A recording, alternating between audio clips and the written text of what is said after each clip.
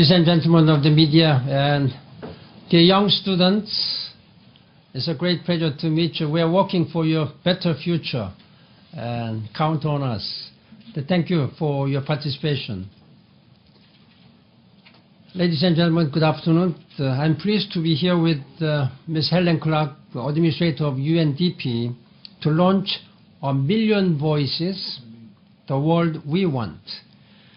This wide-ranging grassroots consultation highlights the priorities that people want to see addressed in the post-2015 development agenda. The result of this global conversation fed directly into a life of dignity for all. My own report on the Millennium Development Goals and the road ahead that I submitted to the General Assembly ahead of the special event on the MDGs to be held later this month. Over the last 13 years, the MDGs have generated tremendous progress. Many countries have transformed access to education and water, reduced disease and poverty, and moved towards gender equality. As we approach the 2015 MDG deadline, it is time to reflect on achievements, gaps, and new challenges.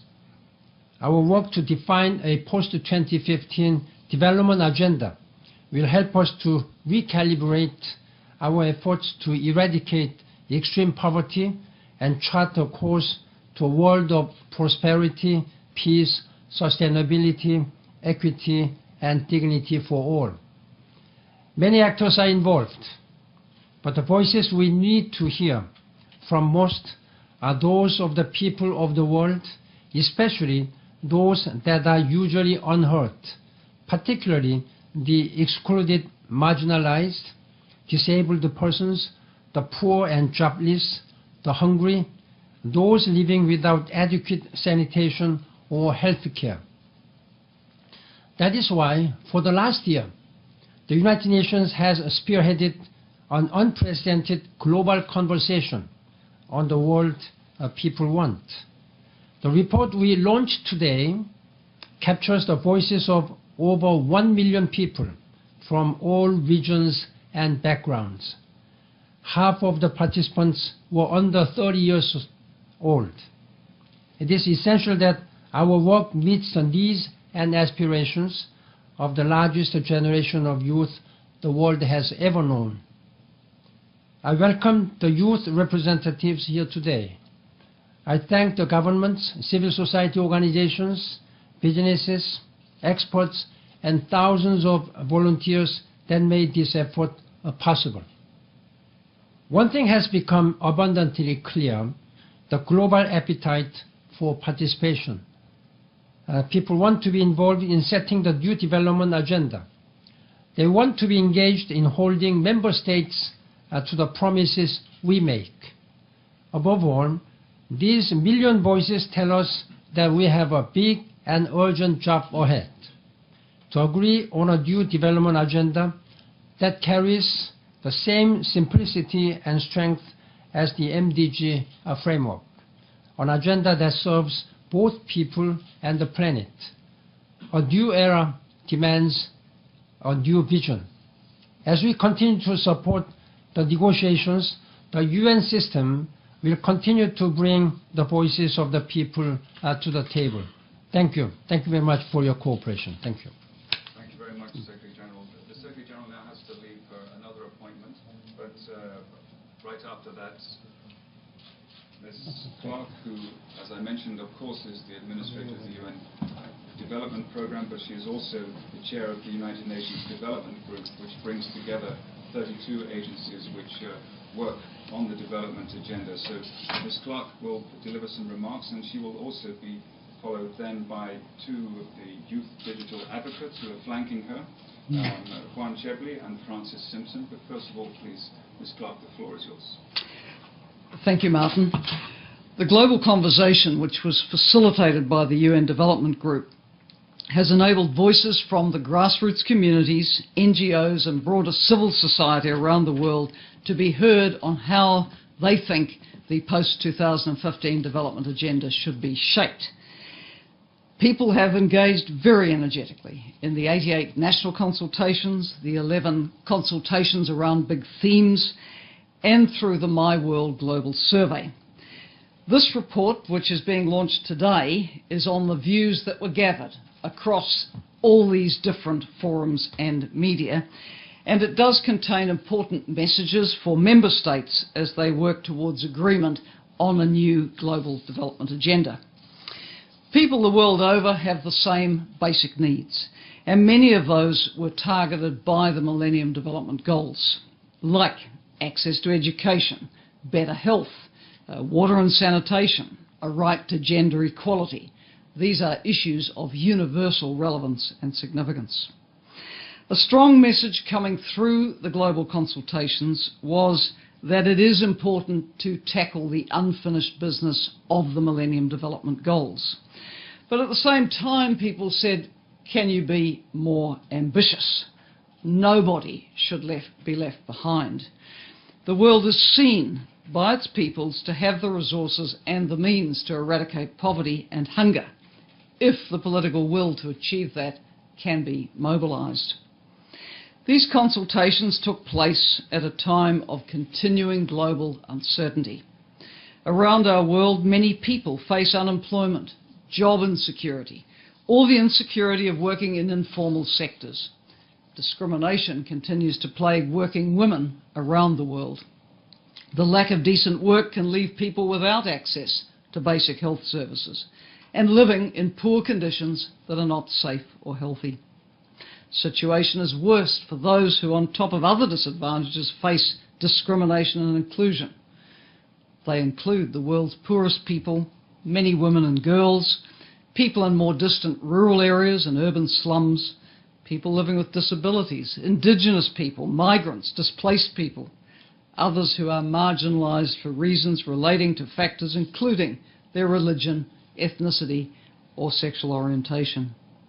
In recognising these many realities which exacerbate and perpetuate poverty, the people who participated in the global conversation convey the sense that the world as it is not fair to many. And they want the post-2015 agenda to address and change that.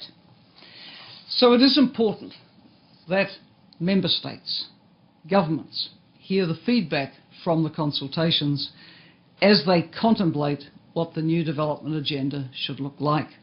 In effect, they are being asked to show again the foresight world leaders showed in 2000 when they agreed to the Millennium Declaration. The global conversation had other messages for governments too. What came through very strongly was that everywhere people want their governments to do a better job, to be honest and responsive in delivering services, creating the conditions for decent work and citizen security, and to take responsibility for the state of the planet and its ecosystems. People also definitely want more input into the decisions their governments are taking at home and in the international forums. The feedback from the consultation suggests that member states should be encouraged to agree on an agenda which both gets results and addresses the many challenges to development in an integrated way. People in the global public understand that fragmented, one issue at a time approaches don't work. They call for an agenda which aims to improve the prospects of both people and the one planet we share. They want an agenda based on shared respect for human rights, equality, justice and security. And they've emphasised the need for a universal agenda which would apply to all countries and all peoples. A lasting message from the global conversation is that people want to stay engaged in the new development agenda. They want an agenda which addresses the issues they care about. The revolution they're seeking is one of accountability from their governments, the UN, the private sector, NGOs, so that we all play our part in enabling and empowering people to realise a better future. I take this opportunity to give very public thanks to everyone who took part over many months in the consultations, including all those who participated online. And I also thank everyone in the UN development system, and there were many, many people who worked so hard to make this global conversation possible in line and in country. This report is being published as an input into the ongoing deliberations of member states on the post-2015 agenda, in the hope and expectation that voices from the world's peoples will be taken into account as that agenda is shaped. Thank you. Thanks very much, Ms. Clark. I'd like to ask Juan and Francis now, please. As I mentioned, they are youth digital advocates. They're going to go to the lectern, and they're working for the UN Millennium Campaign, and they're going to demonstrate with data visualization the findings from the My World survey. And of course, this is, as Ms. Clark has just mentioned, this is a vital part of the global conversation. So please. And today what we're showing you is the data analytics page, and what this does for us is it lets us look at the data into some kind of depth. And it also lets us disaggregate, like Francis said, by gender, by education level, and by all age groups. So what we can see is some interesting trends coming up. One of them is that when we look at access to better roads and transport, what we see, looking at very high human development index countries, is that it goes all the way to the bottom. Now, this is just one example. And then when we look at how we disaggregate by, and we look into low HDI countries, now we can see how this priority actually jumps all the way up to the middle of the priorities list. So depending on the country's HDI, they vote accordingly. They have different priorities. Now the same happens when we look at energy and phone internet access. Now, not all trends are that evident, and we have some actually interesting stories. For example, one of them is the India suburban New Delhi waste picker story, where some of the data is actually not that straightforward. And what we see is that for them, having a good education is also very important. Now, for us as youth digital advocates, important when we look at the data, we see beyond the data, and we see people's voices, people's dreams, and people's aspirations. And for us, it's a great responsibility that we are here to share with you today.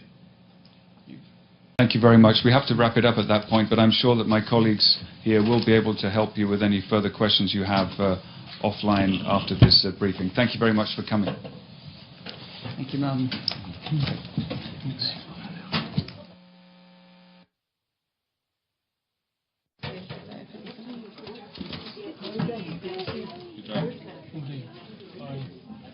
Nice to meet you.